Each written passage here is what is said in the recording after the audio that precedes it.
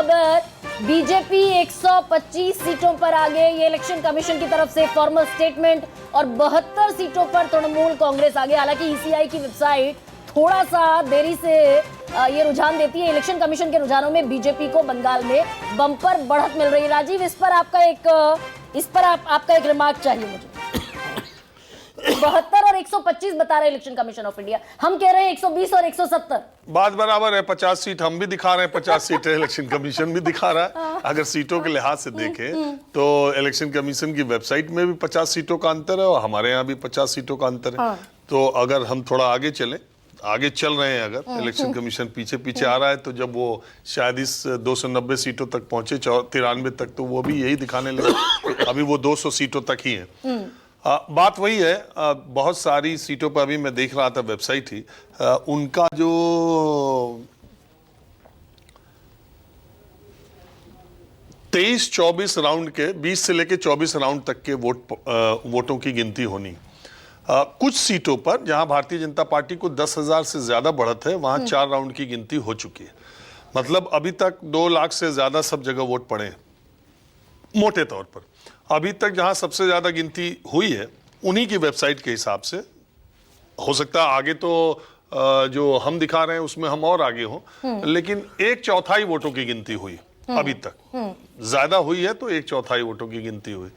अब एक राउंड के हिसाब से देखते हैं, लेकिन बीजेपी 132 सीटों पर अब इलेक्शन कमीशन के हिसाब से आगे है। हाँ। 125 से ये आंकड़ा बढ़ के हमारे बात करते करते 7 सीटें और आगे आ गई। हाँ। और अब वो 147 के बहुमत की तरफ धीरे धीरे बढ़ रही है। अगर ऐसे ही बढ़ती रही तो इलेक्शन कमीशन के हिसाब से 15 मिनट में डिक्लेयर हो जाएगा। डिक्लेयर मतलब डिक्लेयर होने की तरफ बढ़ जाएंगे। लेकिन अगर आप ये कह रहे हैं कि 3 राउंड की, हम कह रहे हैं 147 जो बहुमत का आंकड़ा है, उस तक बढ़त अभी तक दिखाई देने लगेगी तकरीबन आधा घंटे में। लेकिन 3 राउंड की काउंटिंग हुई है और अभी 17 से 18 राउंड की काउंटिंग बाकी। सुकेश कुछ कह रहे हैं?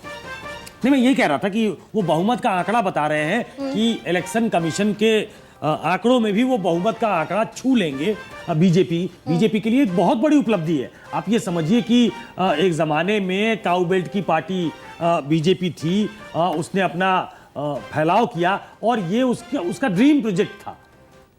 वो जिस तरीके से बीजेपी ने वहाँ अपना फोरे वो लेके गई है, एस्टैब्लिश किया है, और तमाम दावों के बावजूद वो जिस तरीके से चुनाव लड़ रहे हैं, ये सब इतिहास में दर्ज होगा कि SIR भी हुआ, 27 लाख लोग बाहर भी हुए। जिस दिन एग्जिट पोल था उस दिन भी मैंने कहा कि इस राइडर के साथ शुरू करना चाहिए कि ये डेमोक्रेसी के लिए काला अध्याय होगा कि 27 लाख लोग जो है वो ट्रिब्यूनल में जो अपना पक्ष रख सकते हैं वो नहीं रख पाए, वो बाहर हो गए। उसमें 27,000 क्या 27 वोट भी अगर जेन्युइन है तो वो होना चाहिए इस राइडर के साथ कि वो बाहर हो गए। लेकिन जो बचे, जिन्होंने बढ़ चढ़ के हिस्सा लिया इन चुनाव में, 93% के आसपास पोलिंग हुई है, और उसमें बीजेपी अगर ऐसा प्रदर्शन कर रही है तो 2-3 चीजें जो सबने लगता है मिस किया है, जो लोग ग्राउंड पे थे और जिन्हें ऐसा लगता था कि मुस्लिम और महिला,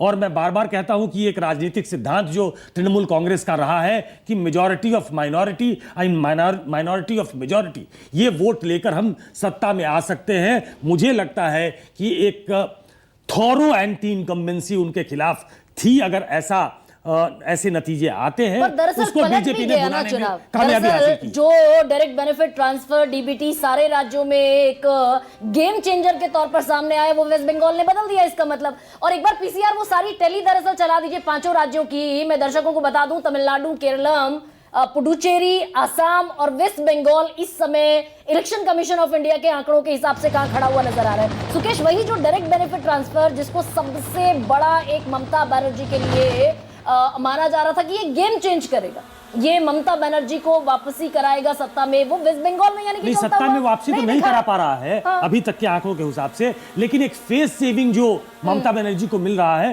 वो मुझे लगता है कि इसी की वजह से है। बस एक उनका सेकंड एक में, बस एक सेकंड, वेस्ट बंगाल टीएमसी 115, जो सुकेश बात कह रहे हैं कि वो जो हार होनी थी एक तरफा, कि बड़े अंतर के साथ हारती कोई भी पार्टी, बीजेपी हारती या तृणमूल कांग्रेस हारती, वो होता हुआ नहीं दिखाई दे रहा है। तृणमूल कांग्रेस अपना फेस सेव करने में कामयाब यहां अब इस वक्त के आंकड़ों के मुताबिक दिखाई दे रही है। तृणमूल कांग्रेस 115 पर, बीजेपी 175 पर। यानी कल भी जब मैं प्रोग्राम कर रही थी और जो पोलस्टर्स थे वो ये कहते हुए दिखाई दे रहे थे कि बीजेपी वहां सरकार बनाएगी पहली बार, यानी कि वहां हिंदू मुसलमान हुआ, यानी कि पोलराइजेशन हुआ, यानी कि डायरेक्ट बेनिफिट ट्रांसफर ने काम नहीं किया, और यानी कि एसआईआर के नाम पर जो तमाम चीजें जिन पर हमने बहुत सारे सवाल उठाए वो बीजेपी के हक में जाते हुए दिखे। तो 114 पर तृणमूल कांग्रेस, बीजेपी 176 पर, कांग्रेस 1 पर। तमिलनाडु देख लीजिए, तमिलनाडु का गेम वाकई इस दफा पलटता हुआ दिख रहा है। एक इंसेप्शन जिस पार्टी का मात्र 2 साल पहले हुआ 2024 में, वो अगर सिंगल लार्जेस्ट पार्टी बनती हुई दिखाई दे रही है, और वही किंग मेकर की भूमिका में भी दिखाई दे रही है। टीएमके यानी कि बेदखल हो रही है सत्ता से। एलडीएफ 39 पर, ये अपने आप में केरलम का एक बड़ा मैंडेट है कि 10 साल, पिछली दफा जब एलडीएफ ने सत्ता में वापसी की थी तब ये काफी लंबे वक्त बाद हुआ कि केरलम में कोई भी पार्टी अपने आप को 5 साल बाद रिटेन करने में कामयाब रही, कोई भी गठबंधन। तो एलडीएफ यहां से बेदखल हो रहा है और यूडीएफ 98 सीटों के साथ यहां ये एक इकलौता ऐसा राज्य जहां से कांग्रेस के लिए एक बेहतर खबर है। आसाम, एंटी इनकम्बेंसी जिसकी बात होती है पॉलिटिक्स में बहुत ज्यादा, और जो डिस्कोर्स का स्पेशली बड़ा हिस्सा होता है एंटी इनकम्बेंसी, 15 साल की वेस्ट बंगाल में, 20 साल की बिहार में, वो एंटी इनकम्बेंसी आसाम में भी थी 10 साल की। लेकिन कांग्रेस कह रही है कि हिंदू मुसलमान के प्लांक पर बीजेपी जीतती हुई दिखाई दे रही है, यानी हिंदू मुसलमान देश में चल रहा है।